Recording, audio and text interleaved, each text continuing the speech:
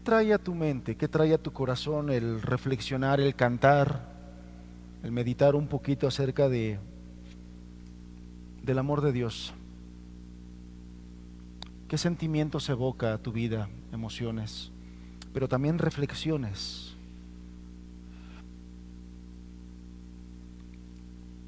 Es bueno meditar.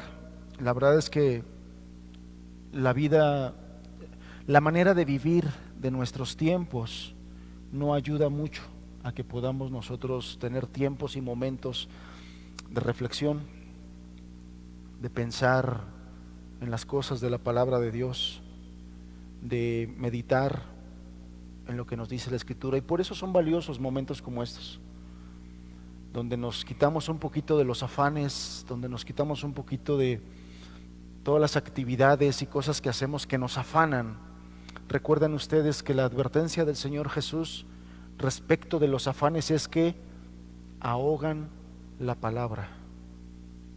Si recuerdan la enseñanza, la parábola del sembrador, el Señor nos enseñó en esa parte que los afanes ahogan la palabra de Dios es ahogada, es asfixiada, es opacada cuando nosotros le damos más prioridad a otras cosas, cosas materiales, actividades, quehaceres, deberes, responsabilidades, no que nos desobliguemos de ellas,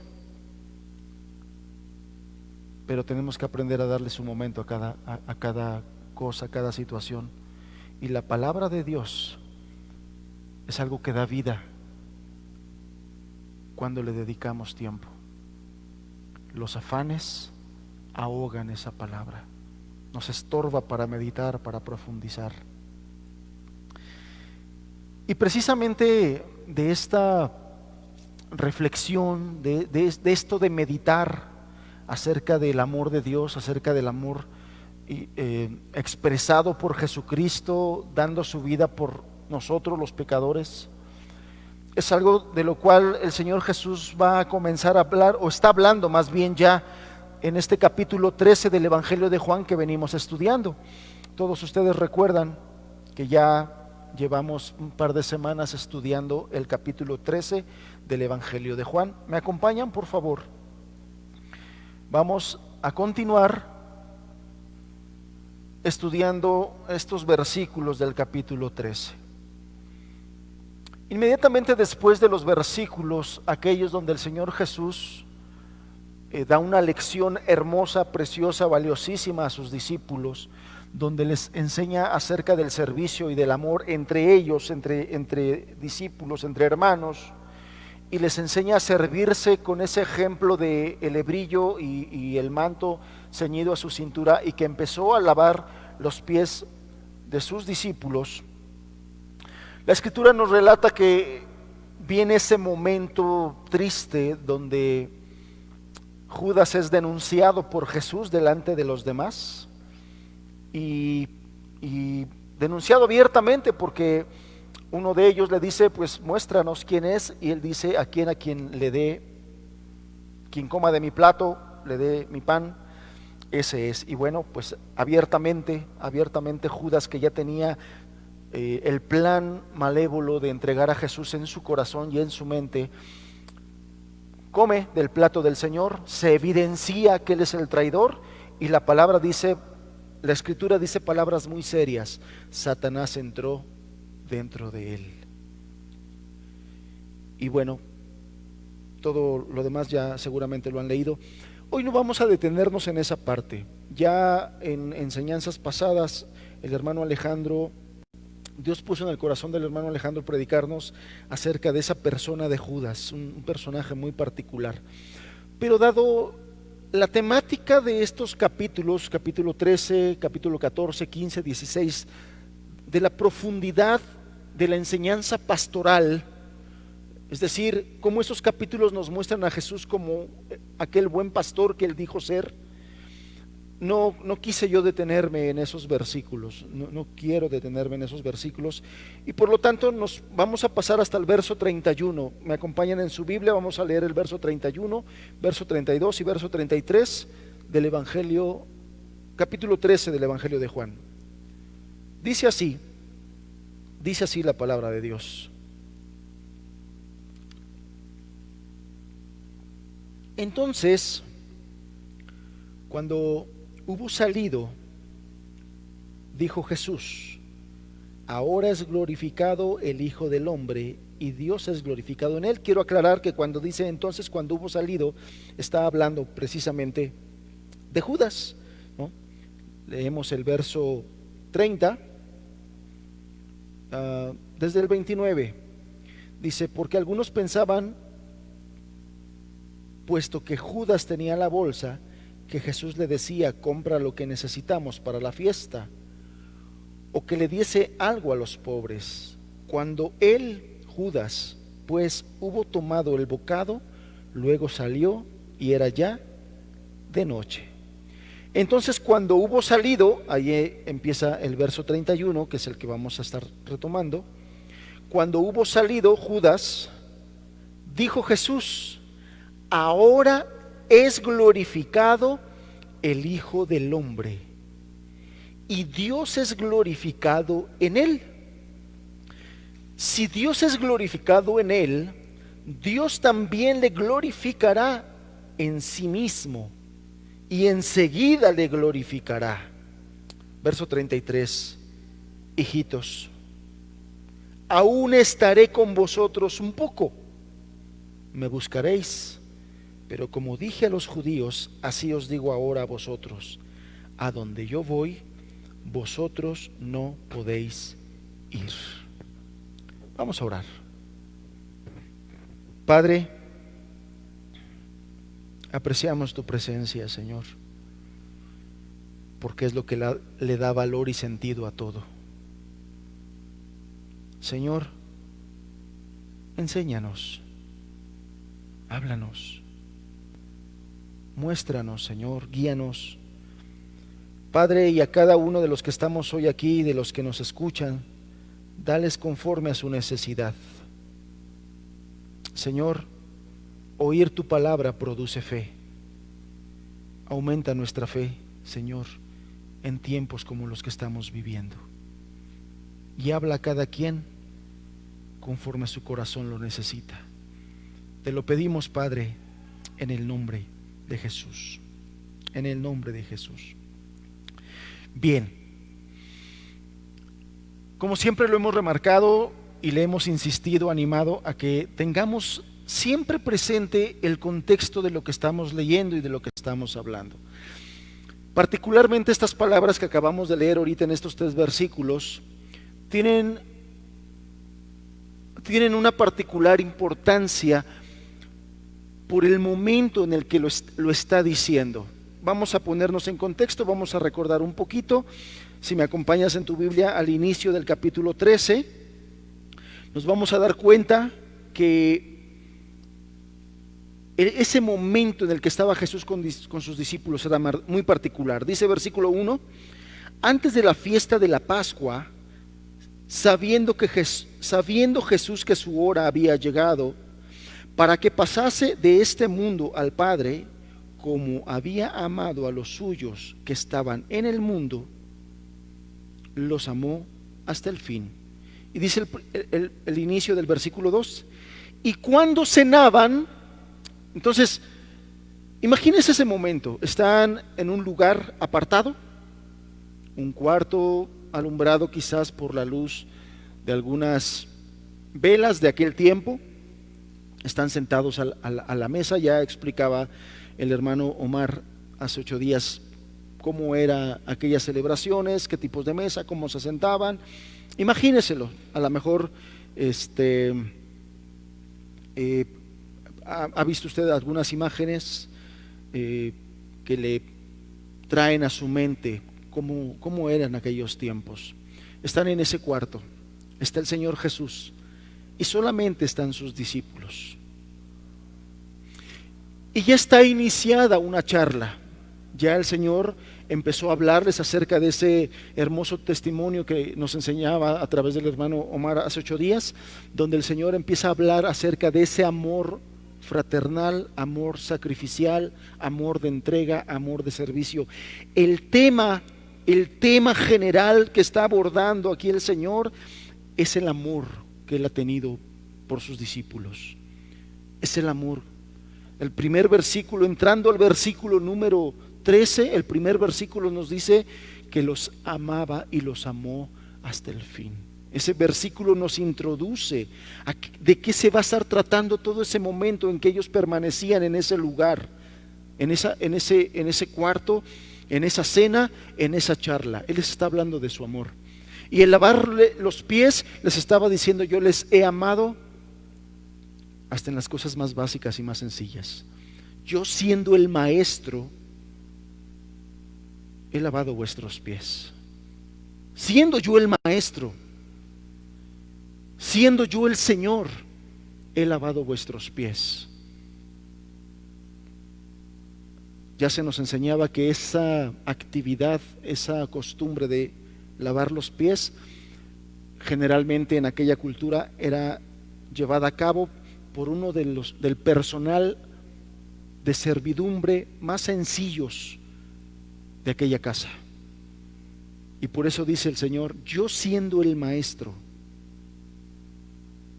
hice esto que es de lo más humilde, sencillo, bajo. Si yo lo he hecho con ustedes, ustedes lo tienen que hacer unos a otros. Y les está hablando acerca de ese amor.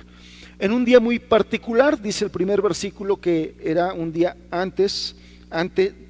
antes de la fiesta de la Pascua. Se acercaba esa celebración tan importante donde recordaría y donde precisamente el Señor escogió esa festividad para su sacrificio. Recuerde usted que en la fiesta de la Pascua se recordaba la liberación de Egipto, cómo Dios los guardó en el paso del ángel de la muerte y libró a todos sus primogénitos por haber participado de un cordero y de haber tomado la sangre de ese cordero para pintar los dinteles y los postes de la puerta de sus casas. Esto hizo que ellos fueran guardados de la muerte. Bueno, de la misma manera, ahí desde ese tiempo ya habían pasado miles de años, y desde ese tiempo el Señor estaba ya estableciendo cómo iba a hacer para liberar a la raza humana de sus pecados y de la muerte. Toda aquella gente, parte de la raza humana, que se adheriera a Cristo, que se abrazara a Cristo por medio de la fe. Entonces estaba ahí Jesús con sus discípulos, sirviéndolos, amándolos, un momento muy íntimo, hablándoles de cómo les había amado. Para este momento de estos versículos 31 en adelante, ya leímos, Judas ya se había ido. El malvado, el traidor, ya se había ido. Ya estaba el Señor solamente con aquellos 11, sus 11 fieles discípulos. Judas ya no estaba, el traidor ya había salido, ya había ido para llevar a cabo su malvada obra, aquella obra de las tinieblas, de traicionar al Señor, de traicionar a Jesús. Y ya Jesús, libre de esa mala compañía que sin duda debió dolerle al Señor, aunque él sabía lo que iba a pasar, seguramente le dolía.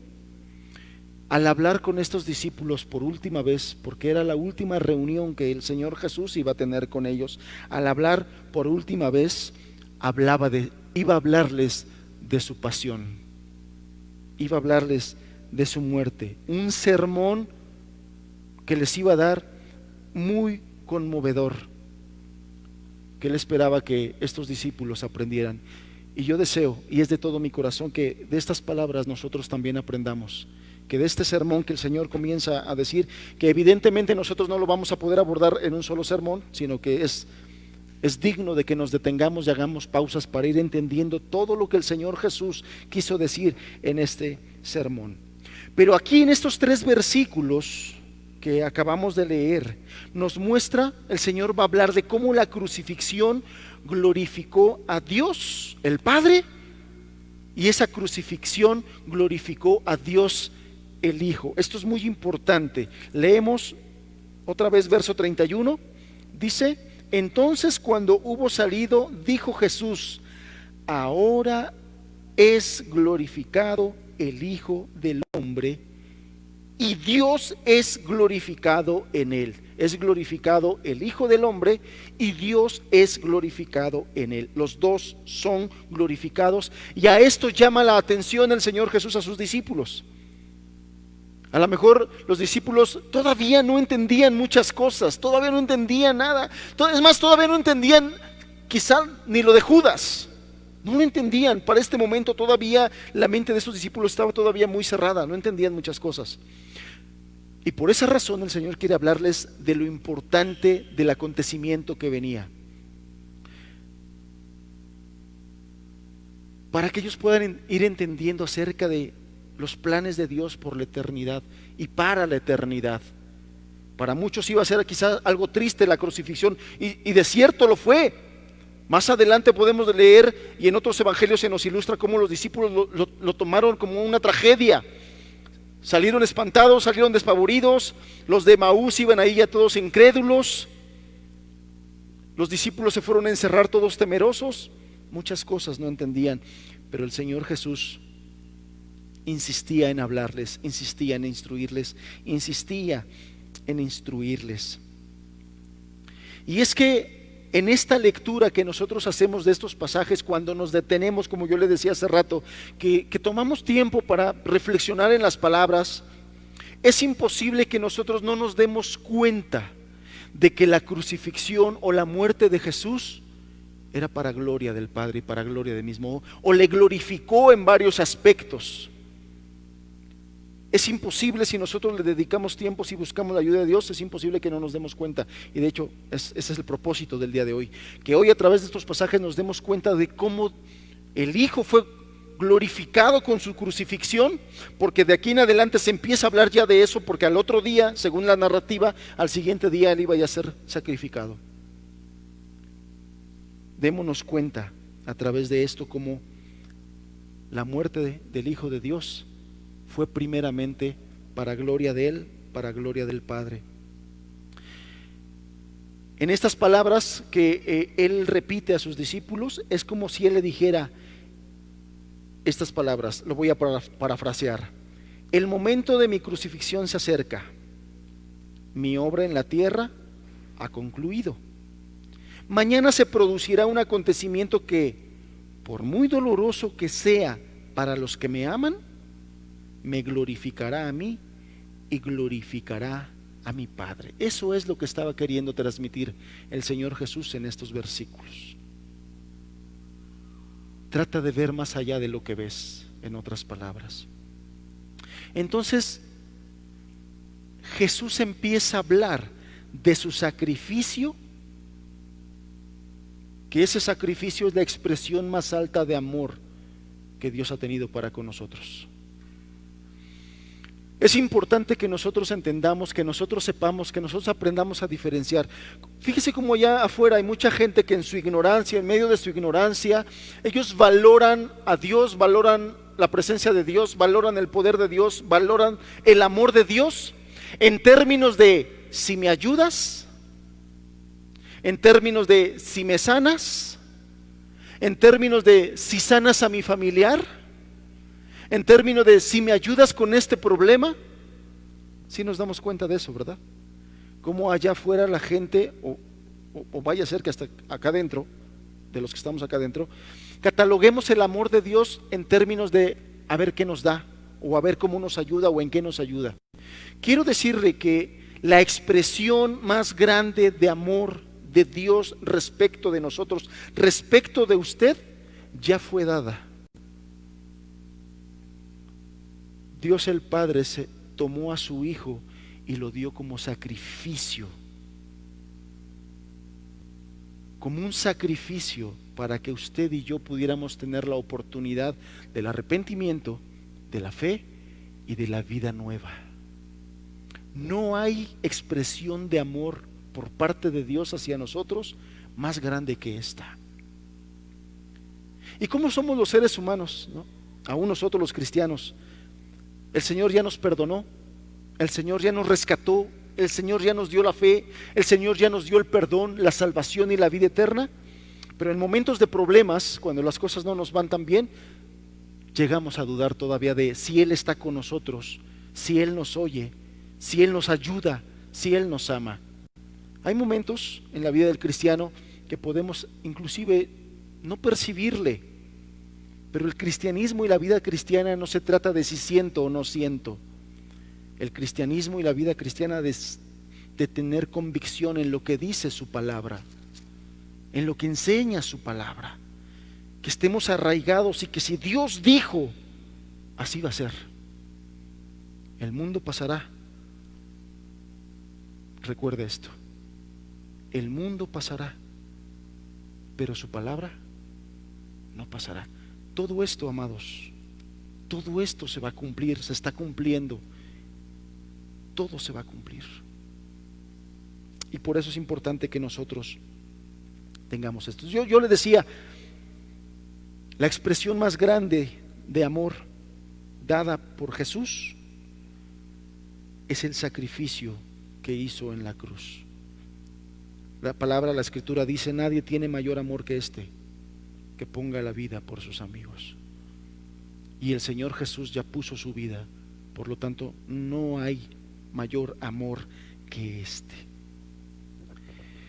El apóstol Juan, aquí mismo en el Evangelio, dice, en esto hemos conocido el amor, en que Él puso su vida por nosotros, también nosotros debemos poner nuestra vida por los hermanos.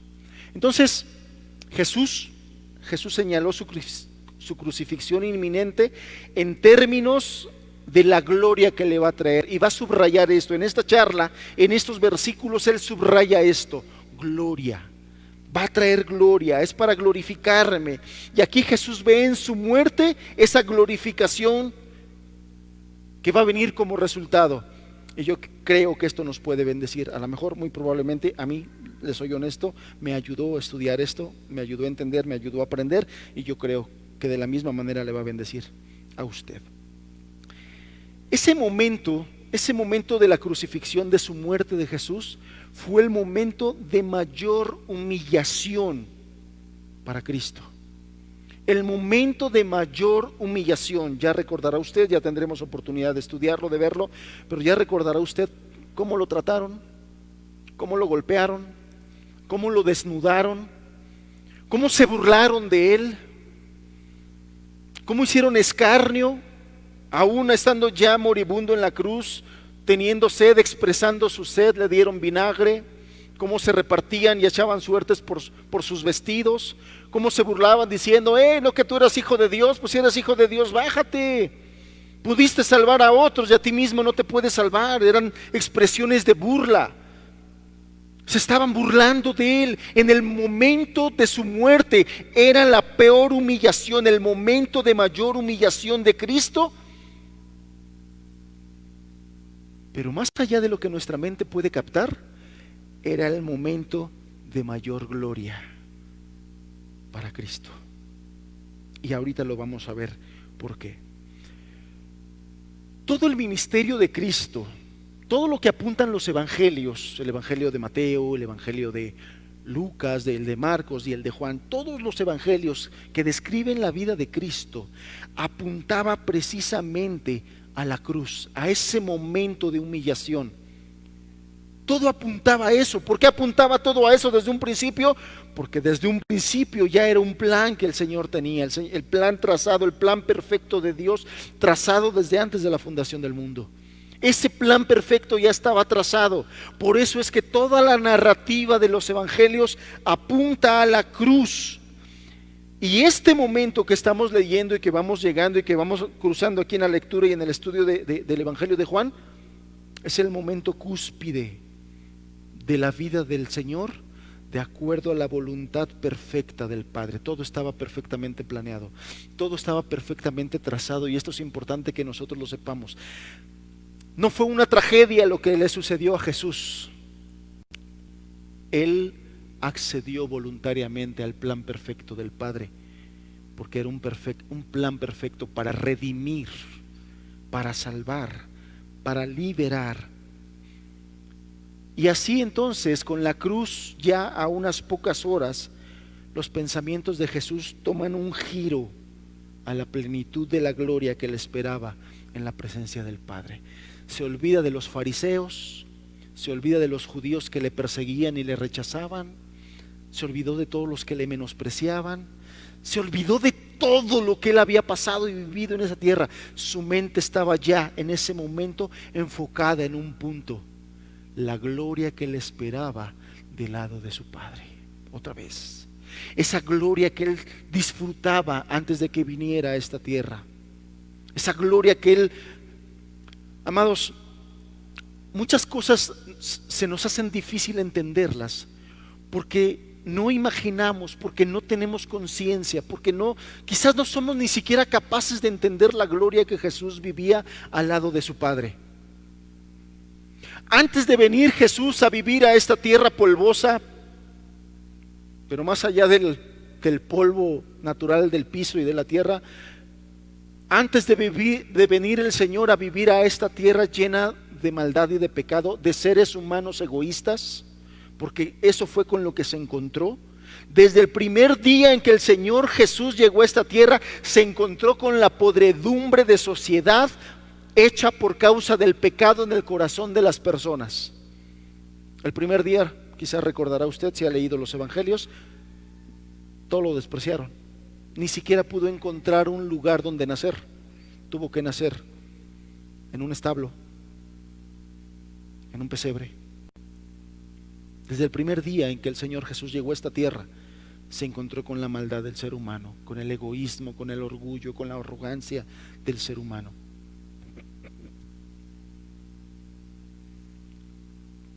El contraste lo tenía muy claro él, la gloria vivida con su Padre y las cosas que vivía aquí en la tierra. Por lo tanto, a unas horas de ser crucificado, él sabía ya la gloria que le esperaba y la anhelaba. Y la anhelaba. Como humano, más adelante lo vamos a ver, tuvo sus dudas, sus miedos, sus temores como humano. Pero como el Hijo de Dios, él anhelaba ya estar con su Padre. Y estas palabras apuntan a eso. Entonces, en estos versículos hay 3 declaraciones respecto de esta gloria, y es lo que yo le quiero mostrar, para que nosotros podamos entender por qué Jesús dijo en el momento previo: acababa de descubrir al traidor, acababa de decir quién iba a ser el que lo iba a entregar en manos de los pecadores para ser crucificado y sacrificado. Y sin embargo, él comienza a hablar de la gloria que le esperaba.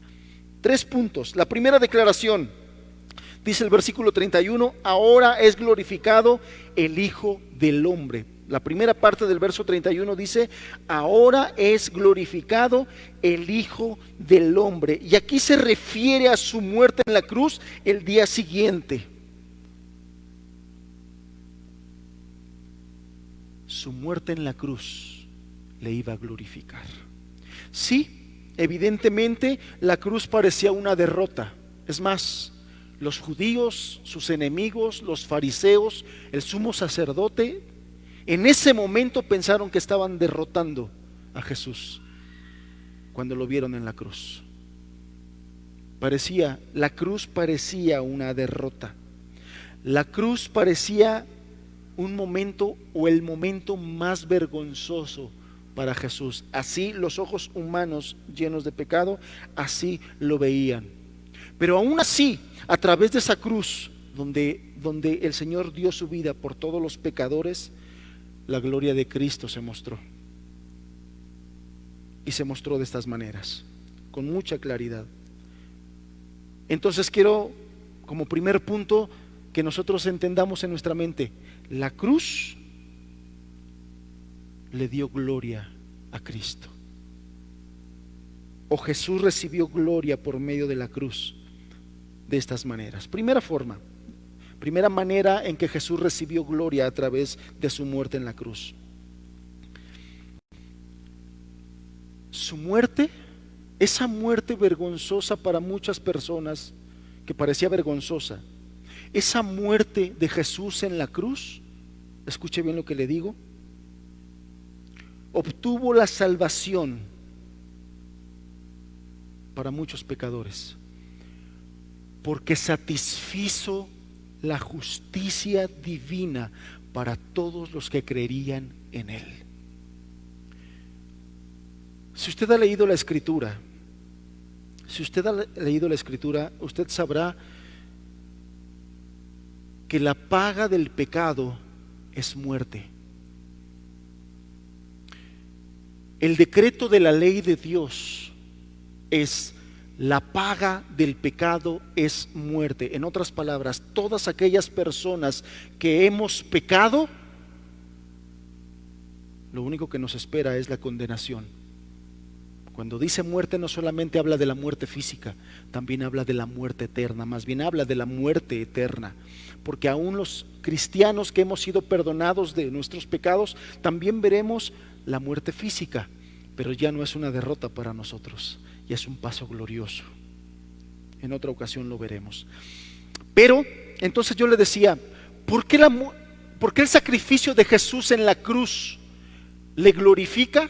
Porque el sacrificio de Jesús en la cruz satisfizo la justicia divina, satisface la justicia divina de todas aquellas personas que por la fe se abrazan a Cristo Jesús. Es decir, solamente por la fe en ese sacrificio es que podemos recibir perdón de pecados. No hay otra forma. No hay mandas, ¿no? Lo digo porque ya se acerca el 12 de diciembre. No hay mandas que pueda salvar a una persona, no hay mandas que nosotros podamos hacer, sacrificios que nosotros podamos hacer para obtener el perdón de nuestros pecados. No hay buenas obras. Hay personas que piensan que el asunto para llegar al cielo es así como que un balance de cuántas buenas obras y cuántas malas obras hiciste, y si las buenas obras son más que las malas obras, pues entonces ya tienes un pie dentro del cielo. Ese es el pensamiento todavía de muchas personas, y yo quiero decirle que no hay buena obra que nosotros podamos hacer para poder ganar el cielo, para poder ganar el favor de Dios. No hay buena obra que agrade a Dios estando nosotros enemistados con Dios. No hay buena obra que podamos hacer que le agrade.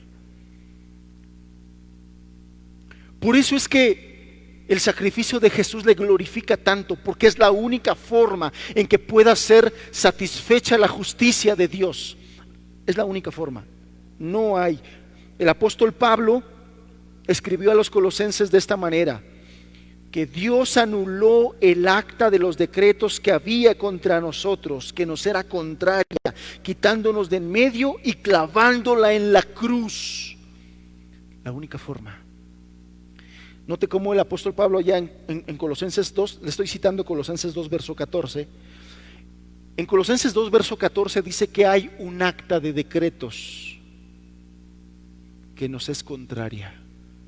Cada uno de los que estamos aquí, cada uno de los que están allá afuera, todo ser humano tiene su registro perfecto, un registro perfecto que se llama el acta de los decretos. ¿Y por qué dice que nos es contraria esa acta de los decretos? Porque es el testimonio que hay contra ti. Lo que pasa es que hay muchos de nosotros que pudiéramos decir: no, pues yo me considero una persona buena. Hay personas que dicen así: no soy tan malo, hay peores, no, tengo mis defectos, pero soy una persona buena, me considero una persona buena. Bueno, con esa acta de los decretos le va a decir: ah, sí, eres una persona buena, mira, haces esto, haces esto, haces esto, mientes, robas, defraudaste, haces aquí, haces allá, etcétera, etcétera, etcétera. La lista de Gálatas 5 con juntita a la de Romanos 1 y todas las que usted se sabe de la Biblia, donde están descritos perfectamente todos y cada uno de los pecados y maldades. Esa acta de los decretos, por eso nos es contraria. Y dice aquí el apóstol que Dios anuló el acta de los decretos que había contra nosotros, que nos era contraria, quitándola de en medio y clavándola ¿dónde? En la cruz. Por eso es que la muerte de cruz le da gloria a Jesucristo, porque para nosotros los de la fe nos ha quitado esa acta que nos es contraria. Ya no hay un testigo, ya no hay un fiscal que nos acuse. Ha sido quitado de en medio. La segunda forma por qué el Señor se glorificó a través de su muerte es porque la muerte de Jesucristo también destruyó el poder del pecado. Yo no sé cuántos aquí tengan claridad. Es un hecho que allá afuera en el mundo solamente se habla del pecado para mofarse de él, para hacer chistes acerca del pecado, para mofarse, burlarse.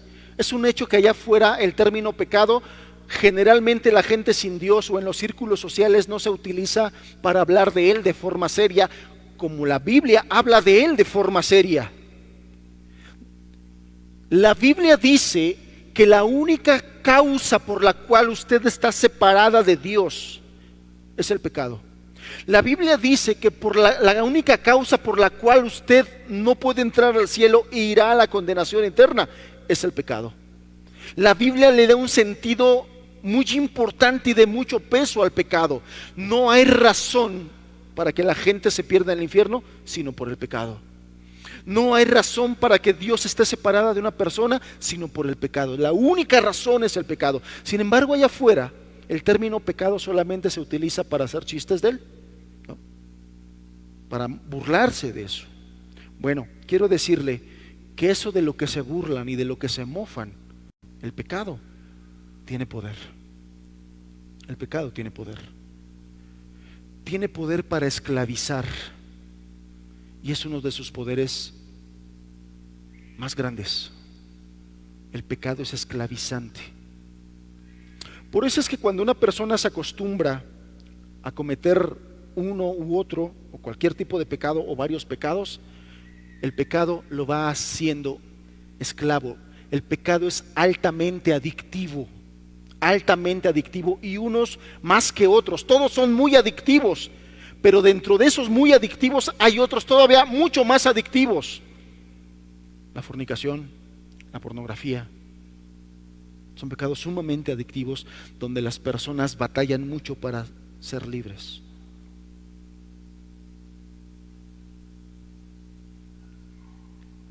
¿Por qué el Señor se lleva gloria en la muerte de la cruz? ¿Por qué el Señor es glorificado muriendo de una manera a los ojos de los hombres vergonzosa en muerte de cruz? Porque ahí venció el poder del pecado. Porque solamente a través de la fe en Jesucristo dando su vida por nosotros es que una persona puede ser libre. Conocido personas de muchos años esclavizados a un pecado o a otro pecado o a varios pecados. He conocido mi vida propia. He platicado con muchos más tratándoles de ayudar a romper esas cadenas. No porque yo rompa o ayude a romper cadenas. Lo único que yo puedo hacer es mostrarles lo que dice la Escritura para que crean en aquel que sí puede romper las cadenas. Pero hay gente tan esclavizada y mucho empieza desde la juventud. Yo tengo 3 hijos adolescentes. Y vivimos en un tiempo en el que la maldad está tan difundida. El internet ha desparramado la capacidad de corrompernos con el pecado. El internet le dio un empujonzote a la capacidad del pecado de contaminar, de invadir. Y platicando yo con mis hijos les hablo acerca de los peligros del internet, de los peligros del teléfono, de los peligros de la tableta, de los peligros de la computadora. Y les digo, yo puedo estarte viendo que estás estudiando. Y a lo mejor es lo que yo creo y es lo que yo pienso, que mi hijo está estudiando, que mi hijo está teniendo un curso ahí en su recámara, y están bien metido a eso. Pero yo no sé si de verdad no estás metiéndote en páginas donde hay maldad, donde hay tanta basura, donde hay tanta corrupción. Y les advierto en contra de eso. Hijo, hija, yo puedo cuidarte, yo puedo instruirte, pero si de tu corazón voluntariamente decides volverte a la maldad, volverte a pecado, meterte a esas cosas, yo no voy a poder hacer nada. Yo te instruyo, yo te muestro lo que dice la Escritura, yo te enseño el camino, pero finalmente llegas a un momento en que tú tienes que decidir qué camino vas a caminar. Si a pesar de mis advertencias vas a buscar esa basura, el pecado es altamente adictivo, el pecado tiene poder. Pero el Señor se glorifica en esto porque a través de su muerte Él rompió el poder del pecado. Es decir, que a través de Jesucristo Él derrama su gracia y nos puede hacer libres. Tantos testimonios que hay aquí entre los hermanos de gente que fue liberada del poder del pecado por la gracia de Dios. Esto es posible el día de hoy. Gracias a esto, gracias a este momento que estamos leyendo, es posible el día de hoy. Gente con 10, 20, 30 años esclavizados al pecado, esclavizados a la pornografía, esclavizados a la infidelidad, esclavizados a la mentira, esclavizados a la corrupción. El día de hoy son libres, libres gracias a Jesucristo, gracias a que este día Él quiso voluntariamente rendir su vida. Por eso Jesús es glorificado. Y punto número 3. Su muerte destruyó el poder de Satanás y acabó con el reino de poder, quien tenía el imperio de la muerte. Efesios capítulo 2 dice que todos aquellos que están muertos en sus delitos y pecados hoy son operados en este mundo por el príncipe de la potestad del aire, quien reina en la vida de aquellas personas que no buscan a Dios, que no están entregadas a Dios. Es el mismo Satanás. ¿Quieren que veamos el texto? Acompáñame a Efesios capítulo 2, porque es importante. Efesios capítulo número 2.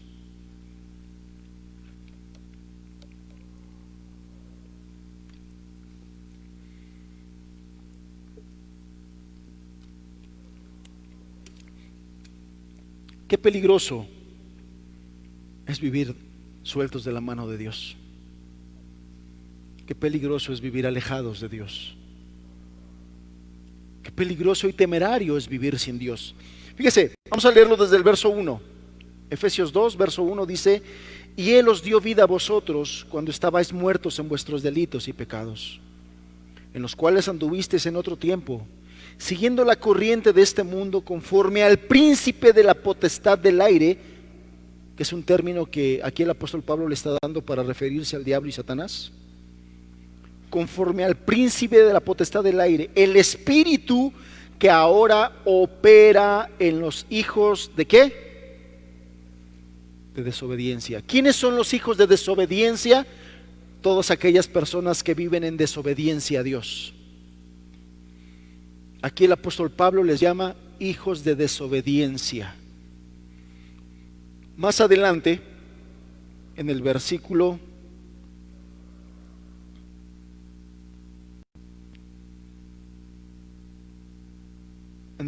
3 dice: entre los cuales también todos nosotros vivimos en otro tiempo en los deseos de nuestra carne, haciendo la voluntad de la carne y de los pensamientos, y éramos por naturaleza hijos de ira, lo mismo que los demás. Está hablando de la misma persona. Los hijos de desobediencia se convierten en hijos de ira porque no viven honrando a Dios, amando a Dios, sirviendo a Dios, obedeciendo a Dios, sino en la voluntad de su carne, haciendo lo que se les antoja, haciendo su voluntad, su propia voluntad, y ante los ojos de Dios se convierten en hijos de ira. Estos hijos de desobediencia y estos hijos de ira, dice el verso 2, que están manipulados, operados por el príncipe de la potestad del aire. Leemos nuevamente el verso 2, dice: en los cuales anduvisteis en otro tiempo, siguiendo la corriente de este mundo. ¿Conforme a quién? Conforme al príncipe de la potestad del aire. Yo lo decía, este es un término para describir al diablo. El espíritu que ahora opera, manda, dirige en los hijos de desobediencia. Satanás tiene poder, pero tiene solamente poder sobre aquellas personas que andan en desobediencia para con Dios. Porque precisamente lo que nos está diciendo aquí el Señor Jesucristo es que su muerte le trae gloria, porque el poder de Satanás ha sido vencido sobre los que creen y se entregan a Él. Ya no hay más poder de Satanás en los redimidos. Ya no hay más poder de Satanás en los cristianos, ya no hay más poder de Satanás que los esclavice si se mantienen en la fe, si se mantienen en la presencia del Señor. Pero qué importante es lo que yo le decía, y esto es para pensarlo y para reflexionar a todos los que me están oyendo, ya sea aquí o en la transmisión. Los hijos de desobediencia son guiados, son operados, son mandados, son dirigidos por el príncipe de la potestad del aire, el cual es Satanás. Él ejerce su poder sobre ellos. Son sus súbditos, son sus esclavos.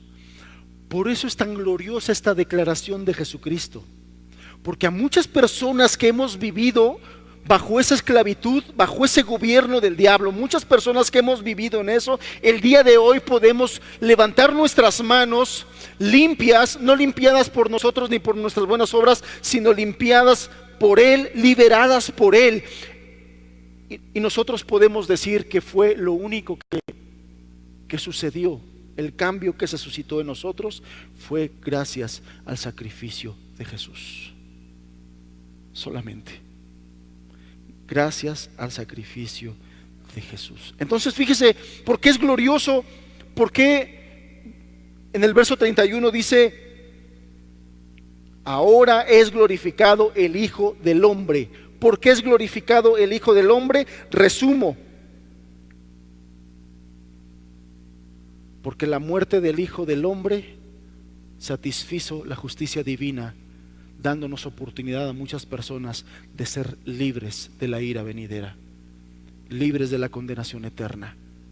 Número 2, ¿por qué la muerte de Jesús le glorifica a Él? Porque venció el poder del pecado.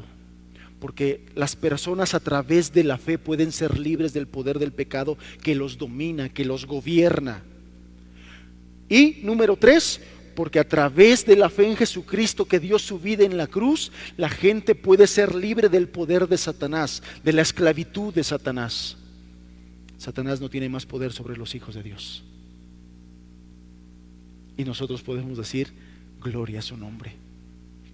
Gloria a su nombre, porque una vez que nosotros volteamos atrás, estando aquí ya por la gracia de Dios, perdonados, lavados, como lo entendíamos la semana pasada, y miramos atrás, miramos a nuestra vida pasada, podemos decir: bendito seas, Señor, bendito seas, porque nos acordamos dónde estábamos y hasta dónde nos has traído, porque nos acordábamos quiénes éramos y lo que hoy somos, solamente por su gracia, solamente por su gracia. Aparte de recibir gloria por medio de su muerte, Dios también se glorificó en Él de varias formas. Vemos como Jesús en este versículo, regresamos a Juan 13, verso 31, dice: ahora es glorificado el Hijo del Hombre, y después dice: y Dios es glorificado en Él. No solamente fue glorificado Cristo en su muerte, también Dios el Padre fue glorificado de varias formas. Una de las formas en que el Padre es glorificado a través de la muerte de Jesucristo es que por medio de la cruz, la naturaleza gloriosa de Dios se mostró de manera suprema. A través de toda la Biblia, estudiando la Biblia, nosotros podemos ver la naturaleza gloriosa de nuestro Dios. ¿Sí o no? Nosotros podemos conocer a Dios y podemos conocer su poder. Desde que usted comienza a leer la Biblia, desde el Génesis, podemos nosotros darnos cuenta del poder de Dios. ¿Quién pudo desatar un diluvio tan significativo que cambió todas las cuestiones? Bueno, desde la creación. Vámonos más atrás, desde la creación. En la creación nosotros nos podemos dar cuenta del poder glorioso de nuestro Dios, que con solamente su voz Él ordena todas las cosas. Con solamente su voz Él ordenó. Los primeros versículos del Génesis dice que la tierra estaba vacía. ¿Y cómo? Desordenada. La tierra estaba vacía y desordenada. Y después dice que Dios dijo: Y a través de la voz de Dios, Dios empezó a ordenar todas las cosas de esa tierra vacía y desordenada. Y la voz de Dios empezó a ordenar todas las cosas, de tal manera que dice en cada frase y después de cada creación: he aquí que era bueno, he aquí que era bueno. Aprovecho para decir, cuando la Biblia habla de que la tierra estaba vacía y desordenada, ¿ninguno se acuerda de su vida sin Dios? Así estaba mi vida sin Dios, vacía y desordenada. Aquella persona que me escucha, que hoy me escucha para aprender, porque todavía no se ha entregado a Dios, ¿tu vida no se identifica así? ¿Vacía y desordenada? Bueno, hoy te quiero dar una buena noticia. La voz de Dios lo ordenó todo. La voz de Dios le ordenó todo. Harías bien atender a la voz de Dios. ¿Y sabes dónde está la voz de Dios? Aquí está la voz de Dios. Esta es la palabra de Dios, la voz de Dios. La voz de Dios ordena. Tiene poder para ordenar nuestra vida, para ordenar nuestros pensamientos, para ordenar nuestro carácter. Poder de Dios. Toda la Biblia, yo le decía, toda la Biblia, en todos los pasajes, en todas las historias, nosotros podemos ver el poder, la naturaleza gloriosa de Dios. Pero no hay otra cosa que manifieste esa naturaleza gloriosa de Dios de manera tan suprema como el sacrificio de Cristo. Y le voy a explicar por qué. La muerte de Cristo mostró el poder de Dios. A lo largo del estudio del Evangelio de Juan, nosotros nos dimos cuenta cómo muchas personas y en diferentes momentos quisieron echarle mano, quisieron prenderlo, quisieron matarlo. ¿Sí se acuerda? Muchas veces el Evangelio de Juan se encarga de registrar todos esos momentos en que el sumo sacerdote, los fariseos, los judíos querían prenderle y querían matarlo. ¿Y sabe qué? No lo lograron. ¿Por qué? Por el poder de Dios. Por el poder de Dios que guardó a su Hijo para cumplir sus planes, su plan perfecto hasta el final. Ese odio diabólico y la impiedad desesperada del mundo que intentaron destruir a Jesús con todas sus fuerzas, fallaron. Dios manifestó su poder guardándolo, guiándolo, llevándolo hasta el momento, y ¿sabe qué? Resucitándolo. Muchas personas, sus enemigos, pensaron: vencimos, ganamos, lo logramos. Pero no se esperaban, porque no conocen el poder de Dios, porque no saben el poder de Dios, porque no conocían el poder de Dios, porque tienen mucha letra, porque esos judíos conocían las historias de Noé, conocían las historias de Moisés, de cómo Dios con su poder abrió el mar y los judíos pasaron en medio de eso, pero no vivían el poder de Dios, no lo sabían, no lo conocían. Por eso es que se alegraron cuando vieron a Jesús muerto en la cruz, pero no se esperaban que el poder de Dios resucitaría a Jesucristo de entre los muertos. El poder de Dios fue mostrado ahí. ¿Y sabe quién se glorificó? El Padre. El Padre en ese momento era la primicia del poder de Dios a través de la resurrección.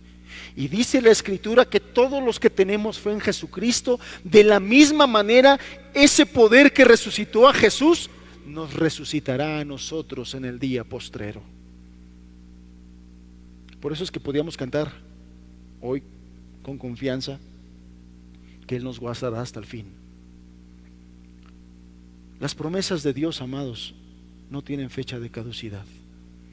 Podemos confiar en Él. Podemos confiar en Él. Otra forma en que el Padre fue glorificado es que la muerte de Cristo declaró la justicia de Dios.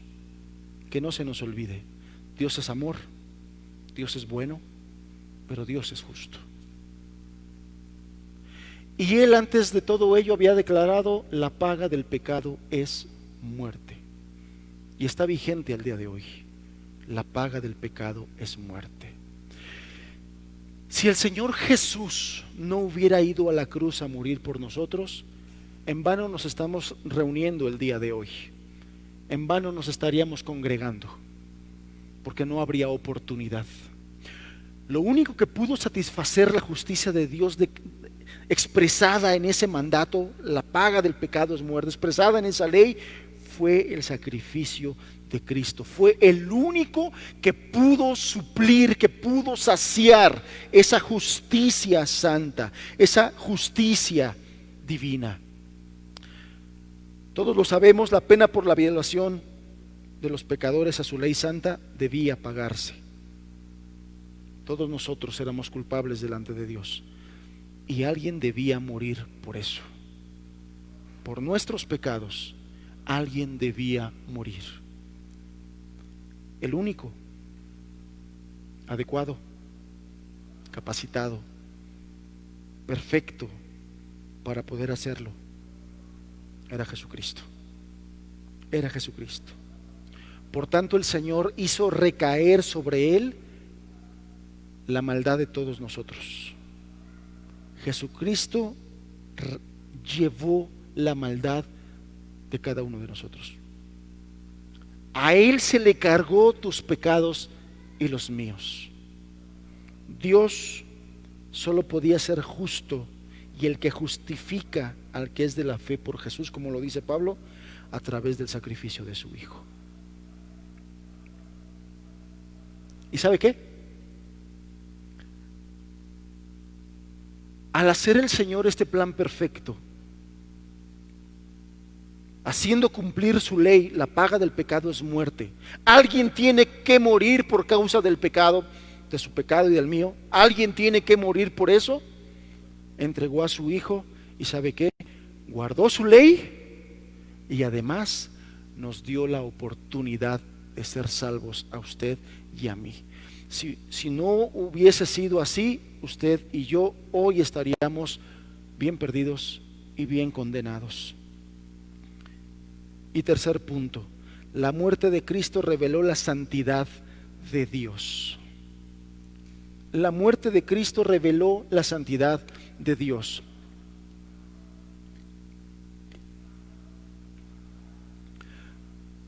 Dios nunca manifestó su odio por el pecado de manera tan clara como lo hizo en este momento del sacrificio de Cristo. Dios nunca manifestó su odio por el pecado de manera tan clara como en este momento de sufrimiento y muerte de Jesús. El Padre, lo hemos leído, lo hemos visto, el Padre ama a su Hijo con amor infinito.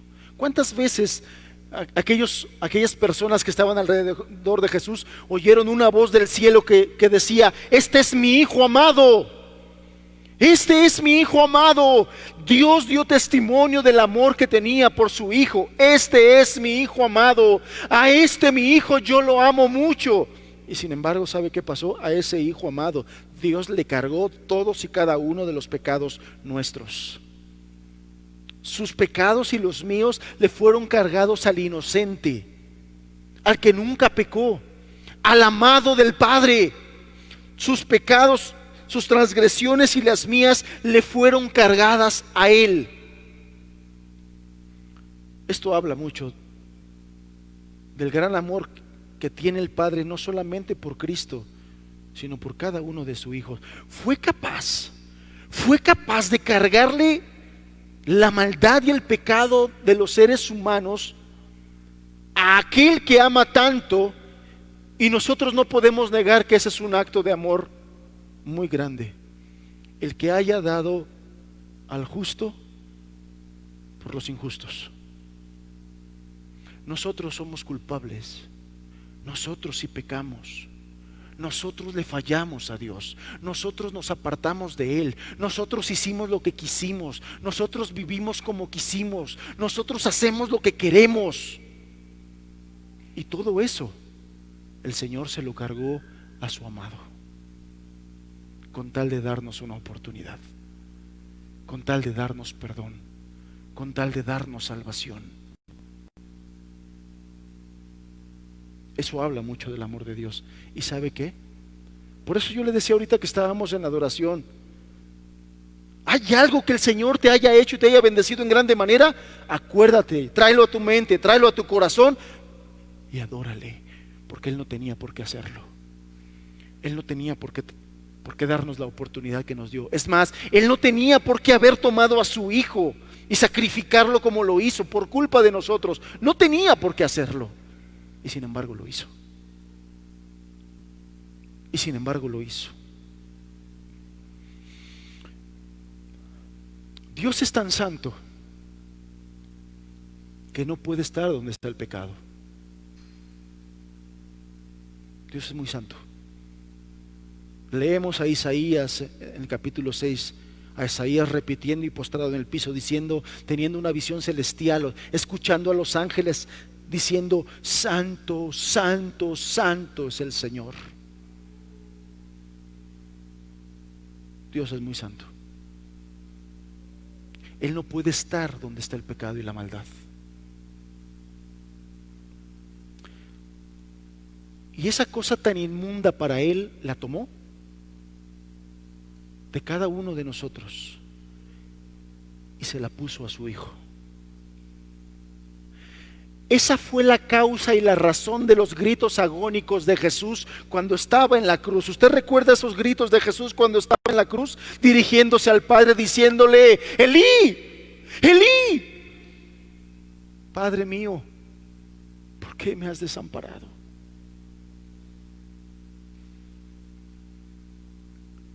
El Padre se había separado. El Padre lo había abandonado, porque en ese momento el Hijo de Dios estaba cargando con tus culpas y con las mías. No podía estar ahí. El Padre no podía estar ahí y se separó. De ahí la razón del grito agónico de Jesús.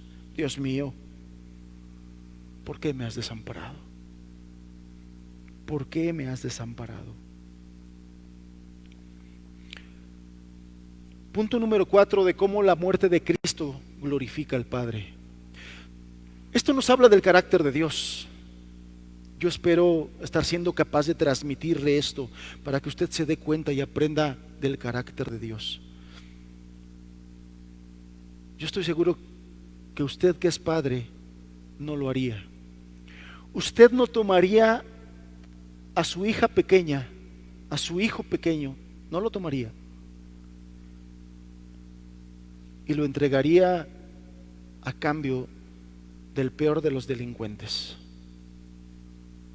Varios hermanos son padres aquí y los veo con qué ternura cargan a sus bebés, a sus pequeños. Veo al hermano cargando con ternura a su hijo.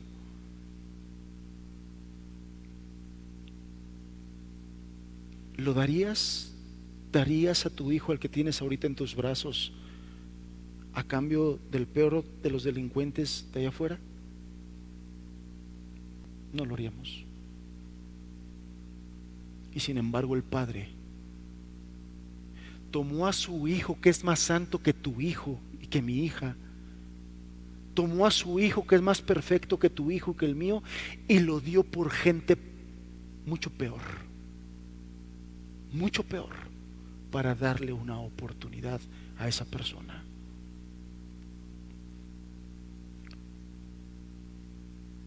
Último punto de cómo la muerte de Cristo exalta a Dios.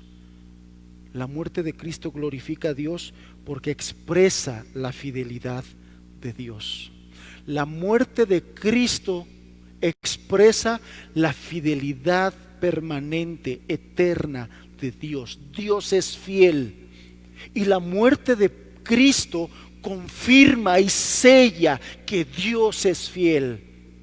Y esto debe llevar a nosotros a exaltar y a glorificar el nombre de Dios al darnos cuenta que Dios es fiel. ¿Cómo nos damos cuenta?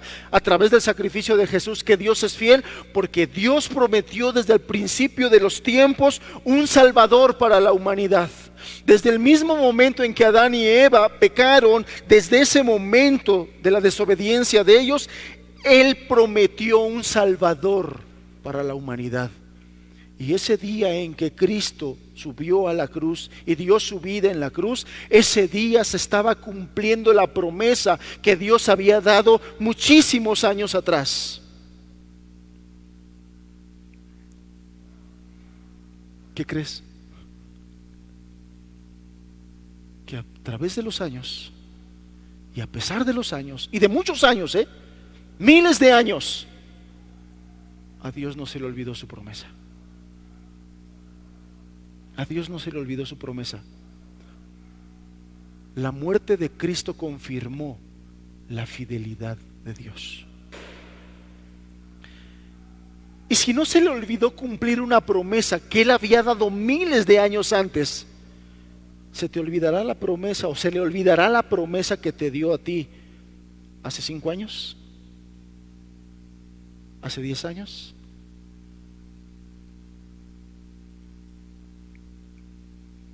Casi estoy seguro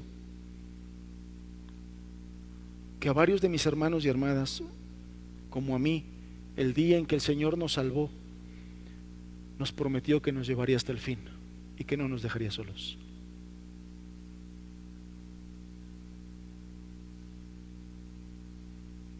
Yo te pregunto, si no se le olvidó cumplir esta promesa que dio miles de años atrás, y ese día la estaba cumpliendo, ¿se le olvidará la promesa que te dio a ti el día que te salvó? ¿Se le olvidará a Él la promesa que te dio el día en que perdonó tus pecados? De guardarte, de ayudarte, de santificarte y de llevarte con Él, de darte un lugar en la eternidad. ¿Se le olvidará su promesa? ¿No será fiel con eso?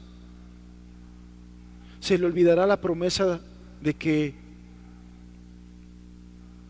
Él suple todas nuestras necesidades, así como a los pajarillos y a las flores que no hacen nada y Él los alimenta y los viste?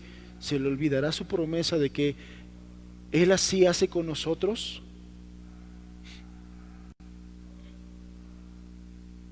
Yo no sé cuántas madres aquí, padres, tienen promesa sobre la salvación de sus hijos. ¿Se le ha olvidado su promesa? ¿Se le olvidará su promesa?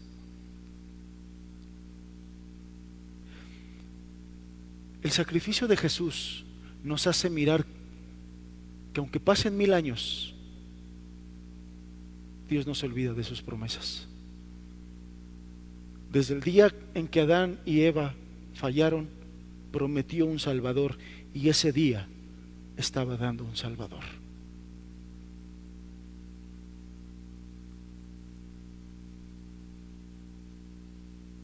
¿Nos damos cuenta por qué el sacrificio de Jesús glorifica al Padre? Jesús en ese momento se había olvidado de todo. Estaba en un momento muy íntimo con los suyos y les estaba diciendo: ¿saben qué?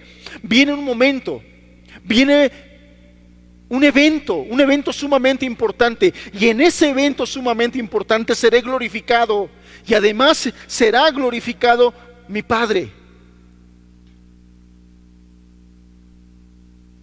Pero no solamente eso. Finalmente, y de acuerdo con el tema general del pasaje, la muerte de Cristo fue la demostración más poderosa del amor de Dios en toda la historia. La muerte de Cristo es la demostración más poderosa del amor de Dios en toda la historia. El apóstol Pablo, en la carta a los Romanos, escribió estas palabras: mas Dios muestra su amor para con nosotros, que siendo pecadores, Cristo murió por nosotros. Romanos 5:8. Juan, en 1 de Juan capítulo 4, verso 10, dice: en esto consiste el amor, en que nosotros no en que nosotros hayamos amado a Dios, sino en que Él nos amó a nosotros y envió a su Hijo en propiciación por nuestros pecados.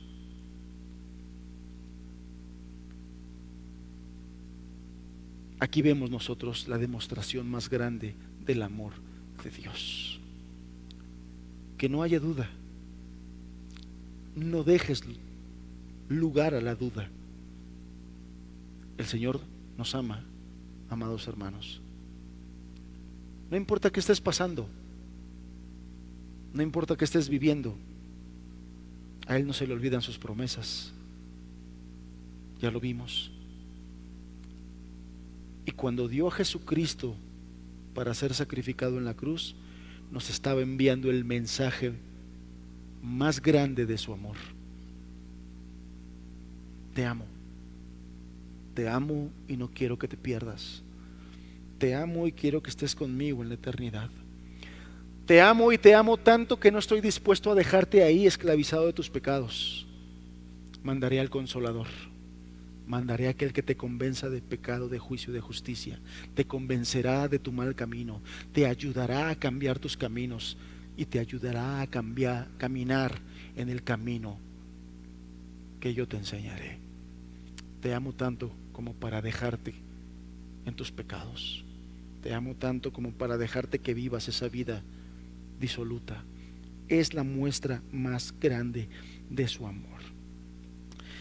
Y ya para terminar, con esto termino, en esta última declaración de Cristo en cuanto a su glorificación, hay algo, en un sentido, hay algo que va más allá de la cruz. Es decir, ya vimos cómo la cruz le trae mucha gloria tanto a Jesús como al Padre, pero hay un aspecto que va más allá de la cruz. Dice así, vamos a leer nuevamente verso 31, 32.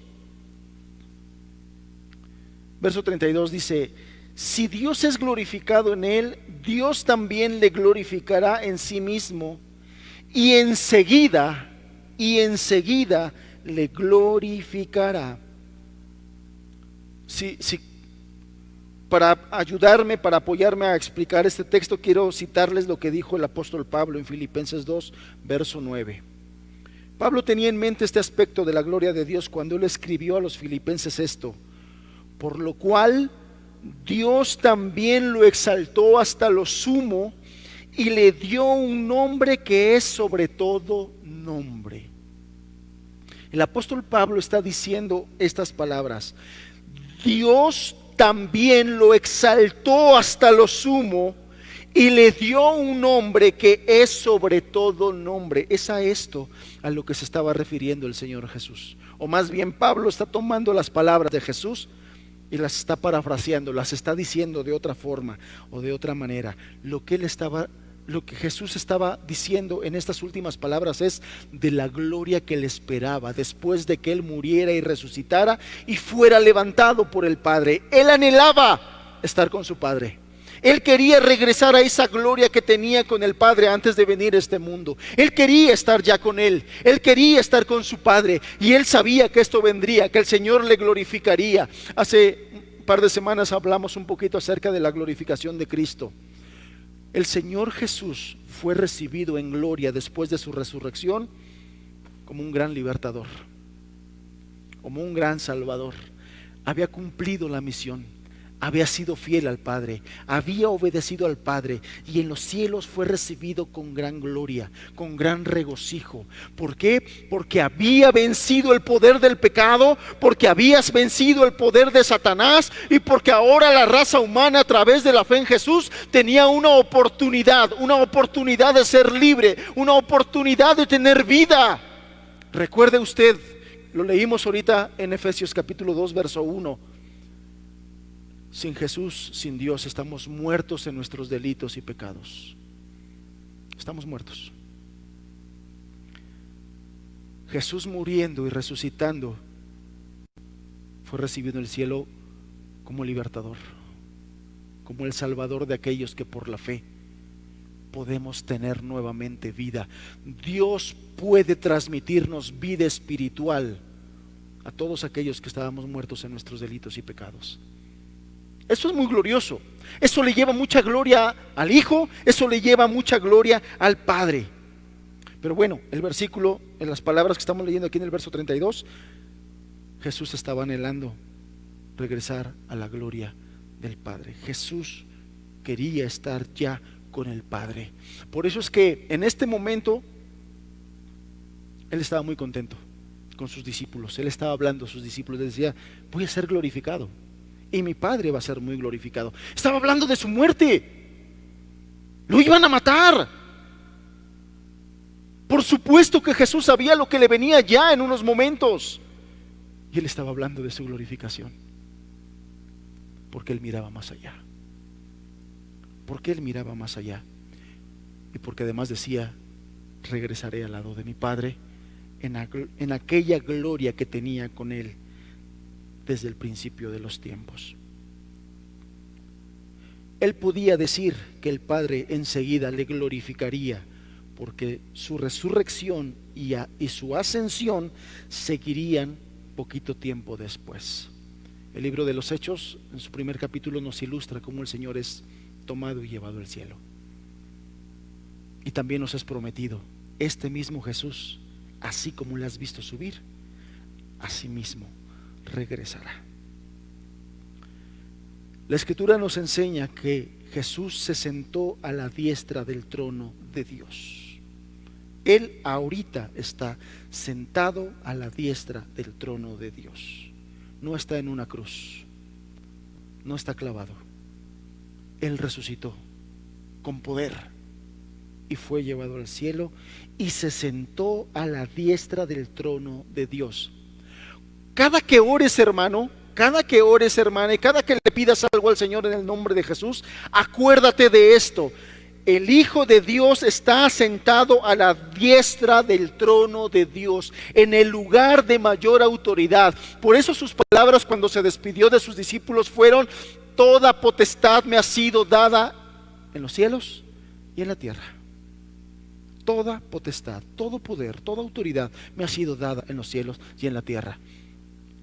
Qué bien haríamos acordarnos de esto cada que oremos, porque a veces oramos con tanta incredulidad,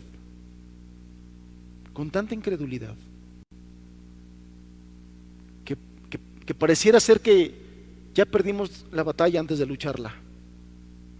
Casi le estamos diciendo a Dios, pues yo sé que esto no me lo vas a dar, pero bueno, pues ahí sí se puede, me ayudas, ¿no? O sea, algunas veces se ora así.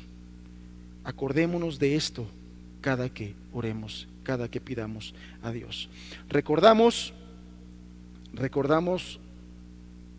que no había cosa que le doliera más al Señor que estar separado de su Padre. Por eso estaba tan contento, porque aquí regresaría a su lado. Termino con esto. ¿Ok?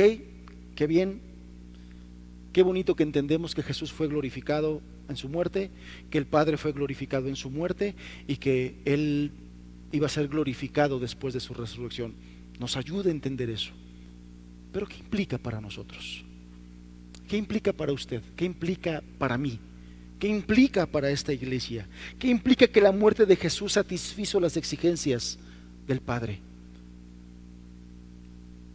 ¿Qué implica para usted que la muerte de Jesús satisface la exigencia de la justicia de Dios? Le digo que debe de implicar que usted tiene la oportunidad de arrepentirse.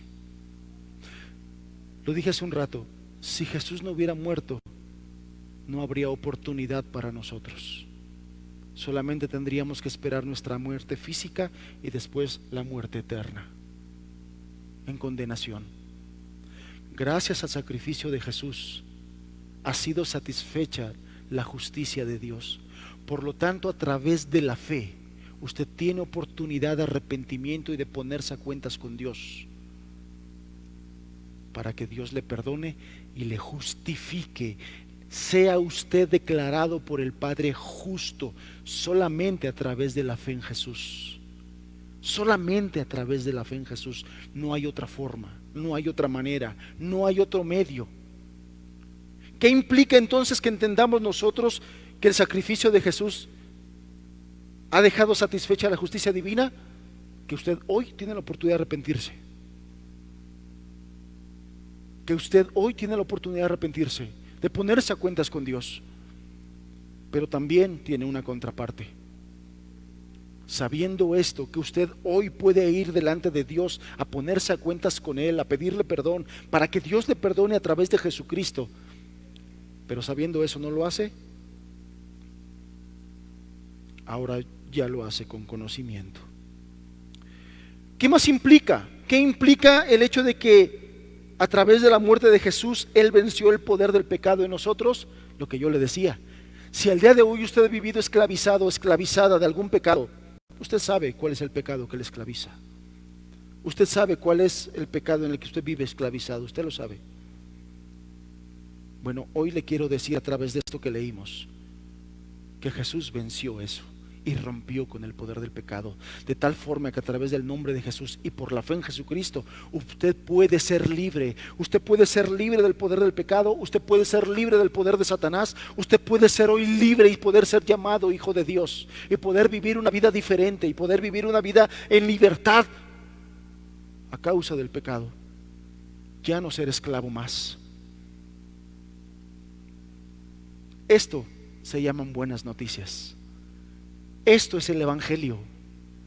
Esto es lo glorioso. Esto es lo que tenemos que anunciar, hermanos. Esto es lo que nos ha sido mandado anunciar a todos los demás. Que gracias al sacrificio de Jesús, que lo exalta, que lo glorifica, que glorifica el Padre, las exigencias de la justicia de Dios han sido satisfechas, el poder del pecado ha sido roto, el poder de Satanás ya no tiene por qué ser en la vida de usted. A través del nombre de Jesús, usted puede ser libre. A través del nombre de Jesús, usted puede ser libre. Cerremos nuestros ojos, por favor.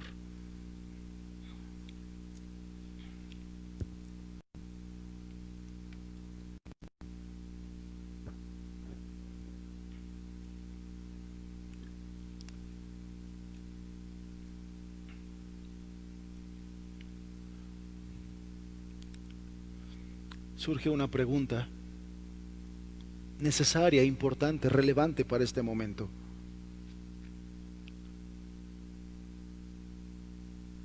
Si hay aquí personas que viven todavía alejados de Dios, en rebeldía contra Dios, yo pregunto,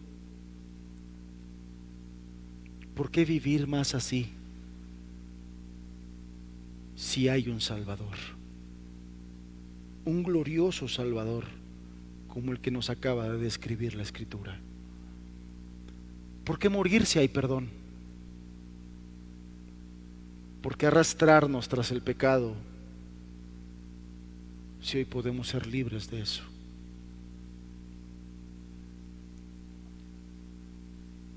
¿Por qué vivir más alejados de Dios si el Señor ha extendido su gracia y ha dado a su Hijo Jesucristo para reconciliarnos con Él a través de Jesús?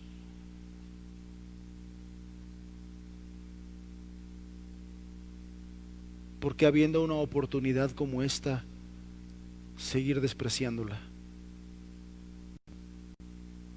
Vuélvete a Dios. Vuélvete a Dios. Amados hermanos, que esta palabra nos instruya y nos llene de mayor conocimiento del carácter de Jesús y del carácter del Padre, con un propósito: que lo amemos cada vez más, que vivamos agradecidos cada vez más, y que por esa razón seamos estimulados a vivir agradándole en todo, sirviéndole con temor y reverencia. Padre, sé exaltado, sé glorificado en esto, Señor, y que muchas almas sean llevadas a tus pies. Padre, glorifícate más. Glorifícate, Señor, haciendo que por tu Espíritu Santo y tu palabra estos beneficios de la muerte de Jesús sean entendidas, sean alumbradas en la mente y en los corazones de las personas, de tal manera que ellos les pueda brillar la fe, Señor, les pueda brillar Jesucristo. Escuchen tu llamamiento, Señor, y acudan a ti. Padre, en el nombre de Jesús, en el nombre de aquel que está sentado a la diestra tuya, en el lugar de mayor honra y de mayor poder, en el nombre de Jesús te pedimos que te glorifiques salvando pecadores, Señor.